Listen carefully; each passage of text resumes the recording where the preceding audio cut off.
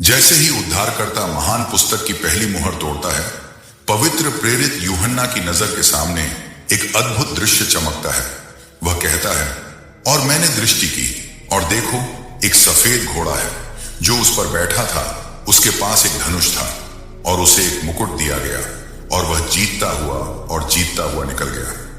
ये मुहरें प्रेरितों के समय से लेकर हमारे प्रभु यीशु मसीह के दूसरे आगमन तक के 7 युगों या समयावधियों को कवर करती हैं और काफी हद तक वे दुनिया में धार्मिक मामलों को दर्शाती हैं। पहली मुहर में हम मसीह को विजेता की माला के साथ देखते हैं। वह सफेद घोड़े पर सवार है। सफेद रंग जीत और पवित्रता का प्रतीक है। यह भविष्य सूचक चित्र प्रेरित कलीसिया को दिखाता है, जो अपने दिव्य कप्तान के नेतृत्व में एक बुत परस्त दुनिया पर जीत हासिल कर रही है। इसके सिद्धांत शुद्ध हैं और इसका विजयी नेता मसीह स्वयं है। जैसा कि प्रेरित पौलुस ने कहा, जब उसने देखा कि शुद्ध सुसमाचार लोगों को बदल रहा है, क्योंकि मैं मसीह के सुसमाचार से लजाता नहीं, क्योंकि वह हर एक विश्वास करने वाले के लिए, पहले तो यहूदी फिर यूनानी के लिए उद्धार के निमित्त परमेश्वर की सामर्थ्य है। लेकिन प्रेरितों के मरने के बाद एक बदलाव आया। विश्वास ठंडा पड़ गया और पलायन के पूर्वानुमानित दिन आ गए। अगली मुहर भविष्यवाणी की स्क्रीन पर एक दुखद तस्वीर दिखाती है। जब उसने दूसरी मुहर खोली तो मैंने दूसरे जीवित प्राणी को यह कहते हुए सुना, आओ और देखो। एक और घोड़ा जो आग की तरह लाल था बाहर आया, और जो उस पर बैठा था उसे यह अधिकार दिया गया कि वह पृथ्वी से शांति छीन ले और लोगों को एक दूसरे को मार डाले। और उसे एक बड़ी तलवार दी गई एक सफेद घोड़े से, जो जीत और पवित्रता और सच्चाई को दर्शाता है।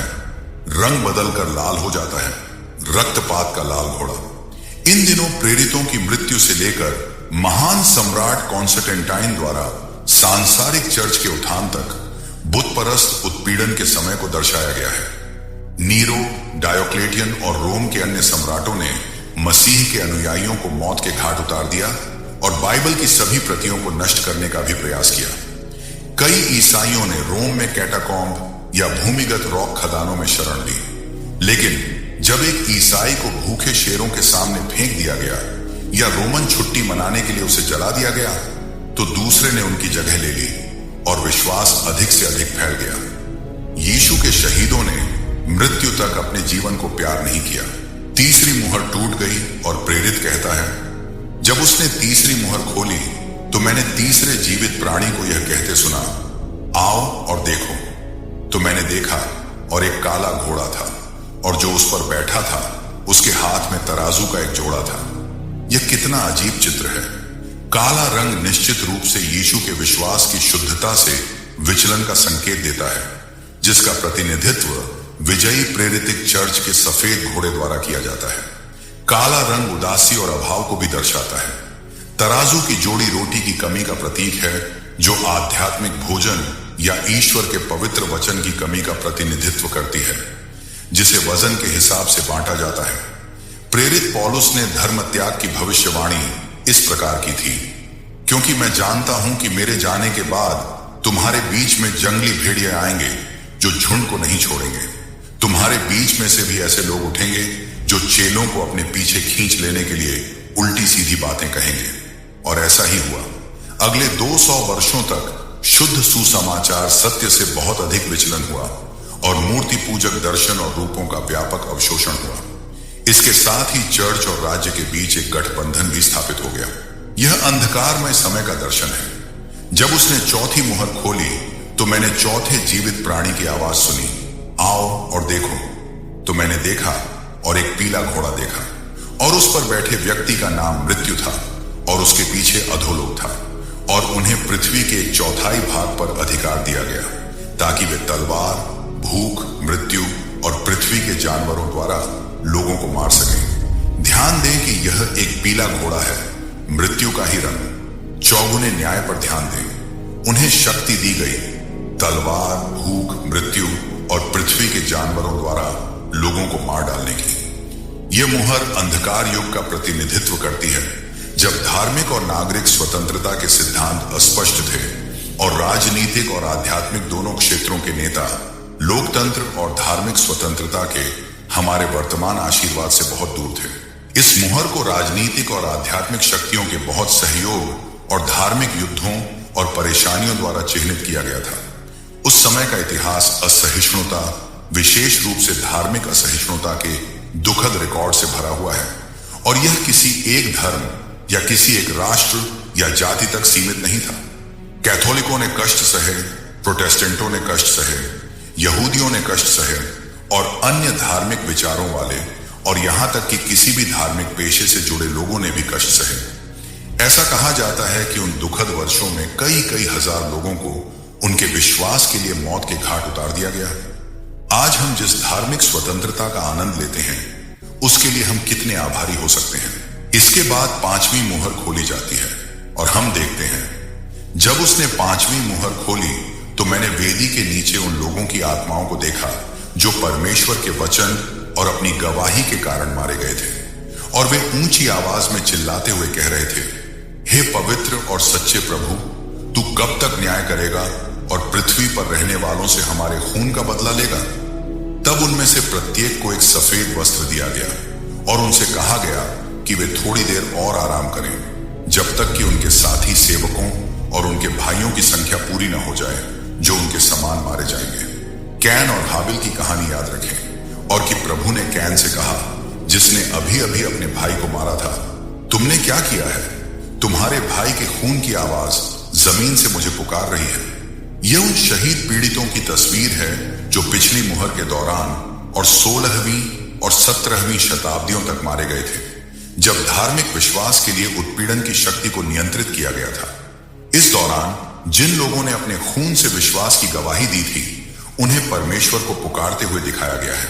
जब उसने 6ठी मुहर खोली तो मैंने देखा कि एक बड़ा भूकंप आया और सूरज बालों के टाट की तरह काला हो गया और चांद खून की तरह हो गया, और आकाश के तारे धरती पर गिर पड़े, जैसे एक अंजीर का पेड़ अपने देर से उगने वाले अंजीर को गिरा देता है जब उसे तेज हवा से हिलाया जाता है। फिर आकाश एक स्क्रॉल की तरह पीछे हट गया जब इसे लपेटा जाता है, और हर पहाड़ और द्वीप अपने स्थान से हट गया, और पृथ्वी के राजा, महान लोग, अमीर लोग, सेनापति, शक्तिशाली लोग, हर गुलाम और हर आजाद आदमी गुफाओं और पहाड़ों की चट्टानों में छिप गए। 5वीं मुहर, प्रोटेस्टेंट सुधार के दिन अभी अभी समाप्त हुए थे, जब भविष्यवाणी के अनुसार 6ठी मुहर एक बड़े भूकंप के साथ खुलनी थी। इसके बाद एक बड़ा भूकंप जरूर आया। इतिहास दिखाता है कि परमेश्वर ने सच कहा था, क्योंकि नेल्सन के विश्वकोश के अनुसार इतिहास का सबसे उल्लेखनीय भूकंप 1 नवंबर 1755 को आया था। इसे लिस्बन भूकंप इसलिए कहा जाता है क्योंकि वह महान शहर 6 मिनट में भूकंप से लगभग नष्ट हो गया था। 25 साल बाद 6ठी मुहर की अगली घटना आई। 19 मई 1880 का महान अंधकार दिवस, जब सूर्य का रहस्यमयी रूप से काला पड़ना हुआ, जिसके बारे में वैज्ञानिक अभी भी बहस कर रहे हैं। इसका असली कारण अभी तक ज्ञात नहीं है, लेकिन भगवान ने इसे पहले ही देख लिया था, और यह प्रकृति के चेहरे पर अपना काला धब्बा बनाने से लगभग 700 साल पहले प्रकाशित वाक्य की पुस्तक की भविष्यवाणी का एक हिस्सा था। अगली रात चांद खून के रूप में दिखाई दिया।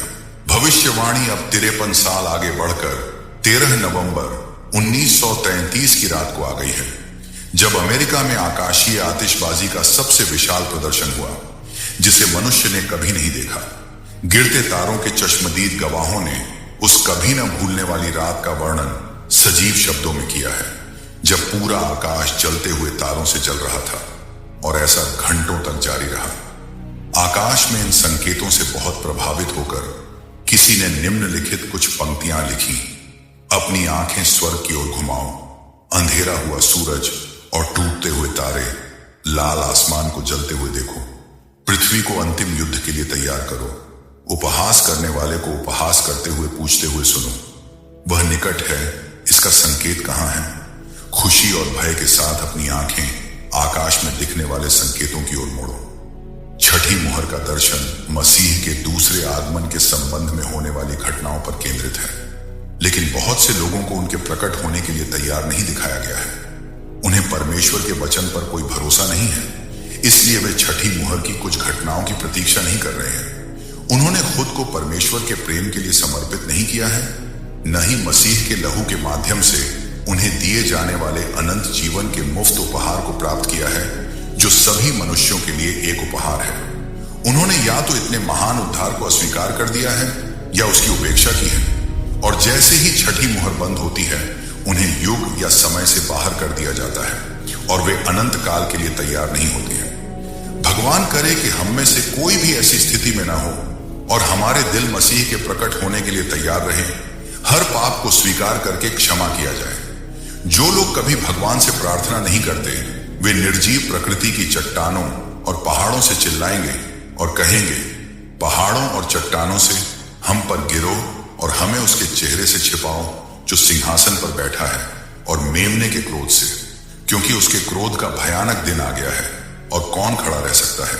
जब उसने 7वीं मुहर खोली तो स्वर्ग में लगभग आधे घंटे तक सन्नाटा रहा। बस इतना ही, सन्नाटा। लेकिन सन्नाटा कहां? स्वर्ग में सन्नाटा। हां, स्वर्ग में सन्नाटा। यह छुटकारे के इतिहास में 7 समय अवधियों का अंत है। ईसाई व्यवस्था में मानवता के लिए परमेश्वर की योजना का पूरा होना। यह कहानी का अंत है जब परमेश्वर इतिहास में एक अवधि डालता है। यह वह दिव्य घटना है जिसकी ओर पूरी सृष्टि चलती है। यह यीशु की शक्ति और महान महिमा में वापसी है। स्वर्ग अपने सभी स्वर्गदूतों से खाली हो गया है। सिंहासन के चारों ओर कई स्वर्गदूतों के गीत शांत हो गए हैं, क्योंकि गायक वहां नहीं है। वे उद्धार के उत्तराधिकारियों के लिए अपने सभी धन्य मंत्रालय के सबसे खुशहाल मिशन पर यीशु के साथ हैं। जब हमारा प्रभु अपनी महिमा में लौटेगा तो उसके साथ सभी पवित्र स्वर्गदूत होंगे। कोई भी पीछे नहीं रहेगा। स्वर्ग अपने स्वर्गदूतों की भीड़ से खाली हो जाएगा, क्योंकि वे उसके साथ पृथ्वी पर उसके चुने हुए लोगों को इकट्ठा करने के लिए आएंगे। स्वर्ग चुप है, लेकिन पृथ्वी चुप नहीं है। जब धर्मी लोग मसीह और सभी पवित्र स्वर्गदूतों के साथ पिता के घर वापस लौटेंगे तो स्वर्ग अब चुप नहीं रहेगा। राजा के राज्य अभिषेक पर पूरा ब्रह्मांड शानदार गीत गाकर खुशियां मनाएगा, और आप और मैं उस गीत में हिस्सा ले सकते हैं। छुड़ाए गए लोगों का गीत, जब वे क्रूस की जीत के लिए मेमने की प्रशंसा करते हैं। सभी बचाए गए लोग इस गान में एकजुट होंगे। वध किया गया मेमना योग्य है, और जिसने हमें हर कुल, भाषा, लोग और राष्ट्र में से अपने लहू से परमेश्वर के लिए छुड़ाया है।